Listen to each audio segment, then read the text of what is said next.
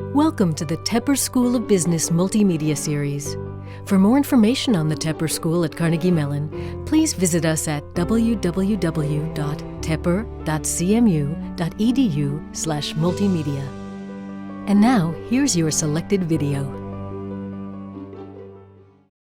So please join me in welcoming Ms. Gunjan Kedia.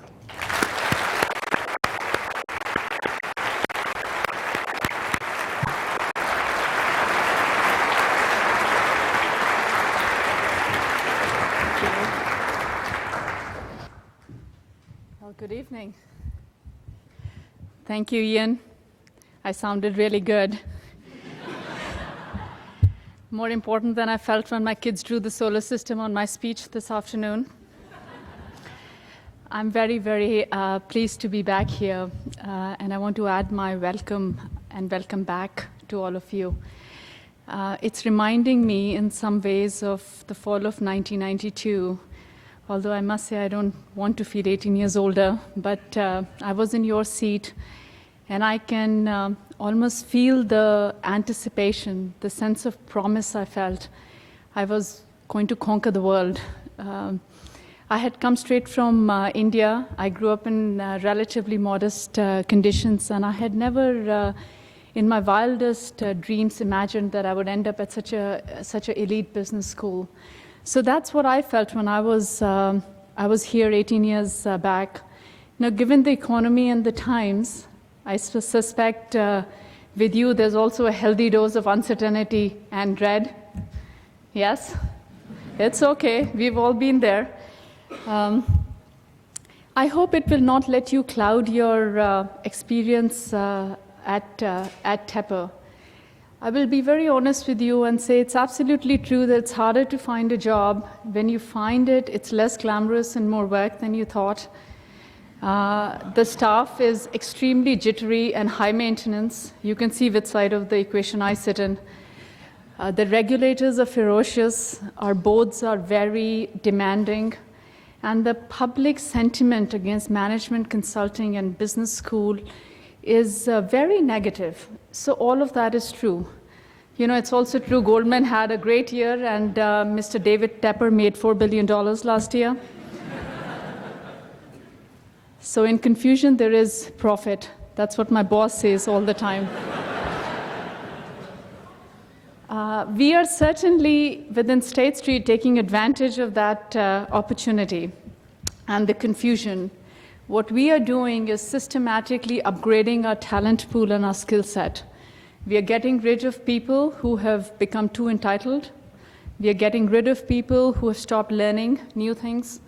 We are getting rid of people who have said no to change one time too many times. And we are getting rid of people who are negative. And we are finding that there is a lot of new talent out there. So we are upgrading our skill set. What you guys want to do is be the upgrade to the next version. So I'm going to talk to you tonight about what does it take in the next 10 years. It's a game of mastering your capabilities. You know, if I reflect back on my career, I find capabilities develop very slowly, and you work hard at it, and promotions come suddenly, God willing, and luck being with you. What you can control and what you can work on is making sure that you're developing your capabilities. So think about what it is that you want to really hone over the next 2 years, and maybe I'll give you some pointers on how Tepper can help. You know, I'm very emotionally attached to Tepper, which I don't want to tell the dean all the time because I have a limited pocketbook. But I am very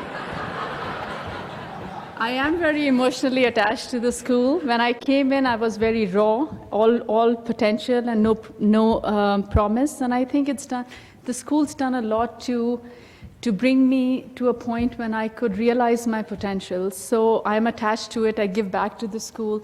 And I hope to some extent your journey 18 years from now will be successful, and you look back and say, you know, I'm a much better person, a more capable person than I was when I was here sitting in this hall. So what do I look for when I'm recruiting somebody or when I'm promoting somebody? It's not rocket science. Do you know something? Can you solve a problem? Can you work hard? Do you have good judgment? Do you have courage of your convictions? Do you have tenacity and grace under fire? Do you have intellectual curiosity? Do people like hanging out with you? Are you an interesting person? These are some of the things we look for. Nobody really brings all of this to the table on day one. But if you have a hope of becoming a partner at Goldman or McKinsey, or if you want to run a large business, none of this is optional. You work on it systematically and in a disciplined fashion. So let's talk about some of these. Do you know something? I assure you, it is not uncool to attend a class once in a while and to learn something. There is no point in getting out, graduating from Tepper and saying you want a career in energy and you haven't said hello to Dr. Lester Leif. There's no point in it. So go to classes. The curriculum at Tepper is extraordinarily rich. The faculties is very, very renowned. So take advantage of it. It's a privilege to be here. Now I say that, and I will confess, I'm absolutely a legitimate geek. The only reason I was invited to any job interview was because I had 4.0 GPAs. And I will also confess that other than one company, not a single one of those gave me actually a job. So some wit and wisdom is also required, but more on that to come. But it's a really good curriculum. Think about taking advantage of that. Can you solve a problem? I don't mean just crack the McKinsey case studies, although that does help. Can you take a problem you haven't seen before, break it down into the issues that make up the problem? Think about the options you have for each issue. Bring data analysis to think about what might be the best option, and then put it all together and say, here's the decision that your organization will rally behind. I find one of the most distinguishing characteristics of real leaders is the ability to take so much information that you have out in the world and make a call, make a decision, hopefully over time, a good set of decisions. So are you that kind of a person? I have found that Tepper does have a reputation of being a very analytical school with the kind of analytical framework that brings. It helps you when you take on a new job. I have over my career had a reputation of being, what do they say? You can drop her in any situation and she finds her feet. And some of the reasons is because I can take a problem I have never seen before, you apply, it's a practice skill. So think about using your Tepper experience to really hone that skill set. Can you work hard? Well, I suspect if you graduate from Tepper with your sanity, you all can check that one off. So do you have intellectual curiosity? I don't mean in an academic sense, and I'll tell you a little story from last week. I was doing a performance review with one of my service teams. I run a very people-intensive, risk-intensive business. And our cash exceptions were trending upwards. And I asked the question of why, and they showed me with a lot of data, as I've trained them to do over time. We were within our control limits. Our operating losses were fine. The client was happy. There was no real issues. All the procedures were being met. So that was the end of it. So 2 days later, the team calls me back. There was one assistant vice president, a relatively junior person, who went back and said, there is no issue, but why? Why are we having increasing cash exceptions? And he went back and looked at some stuff, and we found that our client was not withholding or not applying for tax exemptions in 2 states. And we were accruing for it, and hence the cash difference. We saved them $4 million of overpaid taxes that they reclaimed. So that's what I mean by intellectual curiosity. Are you one of those people who always says, why? Why can't we do it better? Why can't you have 0 defects? Why can't you do it faster? Why can't we do it better? Are you the kind of person who always leaves something better than when you found it? Are you going to be a class that will leave our school better than when you found it? And that's the kind of person we are looking for when we look for folks coming into the world, intellectual curiosity at its finest. Are you fun to be around? Business is as personal as it gets. People, despite what you might read, people hire the people they like. People hire people recommended by other folks they respect. They hang out with folks that they find interesting. And you absolutely avoid wet blankets, regardless of what you're supposed to do in your job. So I will say, if you all have been so busy kind of getting your careers to get into admissions at Tepper School, and then you're going to study hard, you haven't read a book in 5 years, you haven't seen a movie, you don't know what Eiffel Tower looks like, you don't know there's a new bar in town, you don't know how the Steelers are doing in the preseason, you don't know Mercedes just introduced the new Gullwing again, and when somebody says salt, you don't know it's Angelina Jolie kicking butt. You have a handicap. And I would suggest you fix it. Now, I will tell you that Tepper has more opportunities than is probably wise in helping you fix this particular problem.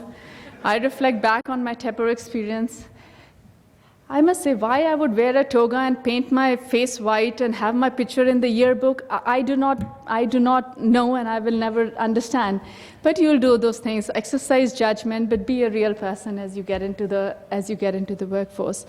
So I won't keep going on, but I think you get the point of what I'm saying. There's a set of capabilities you need to be successful. You can't really control your career trajectory, but you can control developing them relentlessly.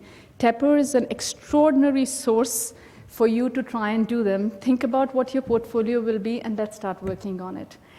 I want to make one more point before I close, and it's a question of personal integrity. I would suggest for your thought the following question. What really is the difference between, say, sharing homework with someone when you weren't meant to, and what Bernie Madoff did? Is it a completely different thing, or is it a matter of degree? And it's for you to answer, and it's for you to know the answer. I will only add that personal integrity is more real in business today than it's ever been. So just reflect on that question as well. So let me close. I wish you all the best. I am very jealous of the experience that you have in store for you over the next couple of years. I hope you will work hard. I hope you'll play hard. And I hope you'll create memories and friendships that will stay with you for a very, very long time. Good luck.